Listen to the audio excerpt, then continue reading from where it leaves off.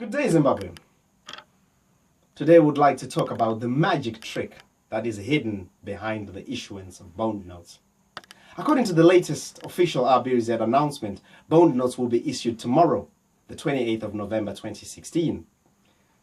Now, the government and the Reserve Bank know that any currency that they issue, and you can call that currency anything you like, Zim dollar, bond note, same thing.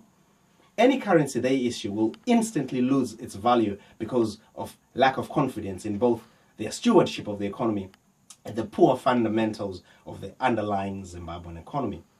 So, according to the statement, the bond notes will be introduced in very small denominations up to a maximum of $2. And on top of that, there will be withdrawals limited up to $50 per day or $150 per week. That is a very radical change from the denominations of up to $20 that were initially told, and with no limit on withdrawals. That means they have heeded our warning that proceedings with the bond notes as per original plan would have resulted in a 99.7% devaluation. So, following the central bank's new plan, it sounds like there's going to be a relatively low inflation and a devaluation that is small and gradual, rather than an instant and huge devaluation of the currency. So far, so excellent. But don't be fooled. So, to show you exactly what is going on, we'll start with a question. When bond notes were first introduced 6 months ago, the governor told us that their purpose was to resolve cash shortages, or, to borrow one of their phrases, to address the liquidity crisis. What then is the point of bond notes if they are not solving the problem that they were created to solve? Because the withdrawal limit is still $50, which is about the same limit as the current bank withdrawals now. What has changed? What has caused the RBZ to completely divert from the original plan? And here's what's going on. Here's what's really going on. You see, the purpose of bond notes is not just to rob Zimbabweans of their cash savings. That was stage 2. That was the first stage. It was stage 1. And that theft has already been successfully completed. The cash deposits, the savings and pensions that are in the banking system now have already been stolen. That's why people can't get US dollars in cash out of their own bank accounts. So, the next and most crucial function of bond notes, which we should really be looking at, a stage 2, if you will, is to create a hidden way of stealing future money. Now, what do we mean by future money? It's very simple. But like any good magic trick, you can't see it unless you're paying very, very close attention, or unless you have studied it beforehand, and here is how it works. Gold production for 2016 from January to the end of October was around $1 billion worth. That means roughly $100 million for every single month. Now, Zimbabwe also receives around $140 million per month in diaspora remittances through official channels. Now, this is where it gets interesting. Whether the remittances come as US dollars, euros, South African rand, or indeed any foreign currency doesn't really matter. And whether they come as international bank transfers or mobile money transfers is also immaterial. The key thing is that all those official international money transfers come through the Reserve Bank of Zimbabwe, but will be paid out by the local bank or an EcoCash agent or Western Union, etc., as bond notes.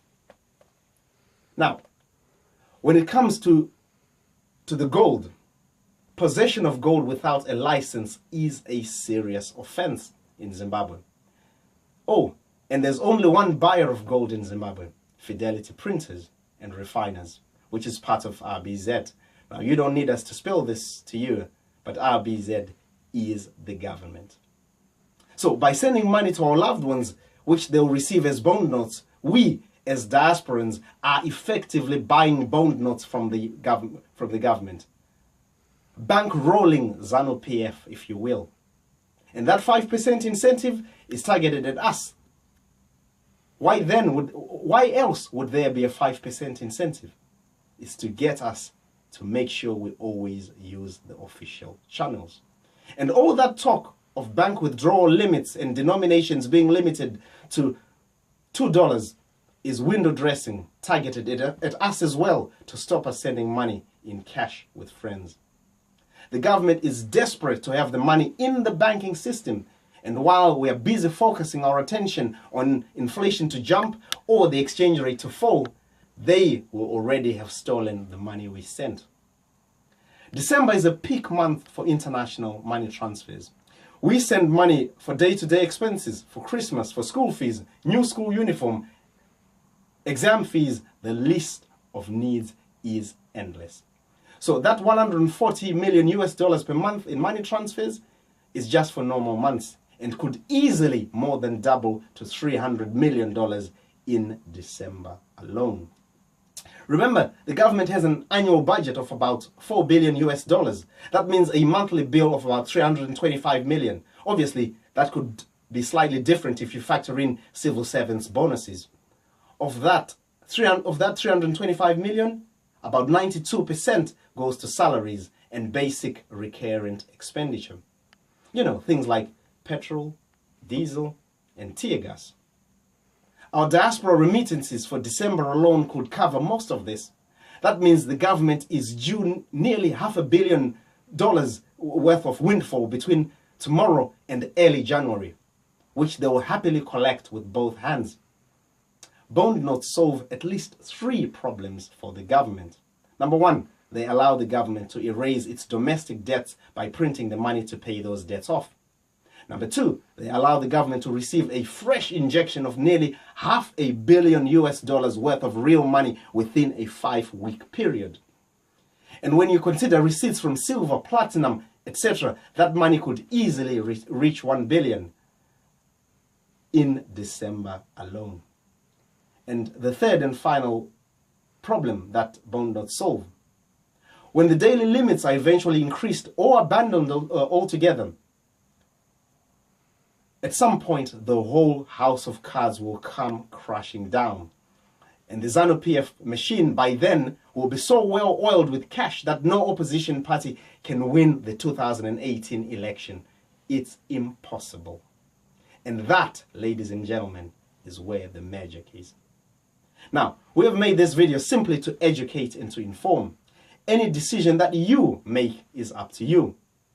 But if you do want to act, you must act now and starve ZANU PF of cash. Strike now when ZANU PF is vulnerable. Not next month, not next year. The crucial opportunity for ending ZANU PF's grip on power is very, very short. And it begins tomorrow.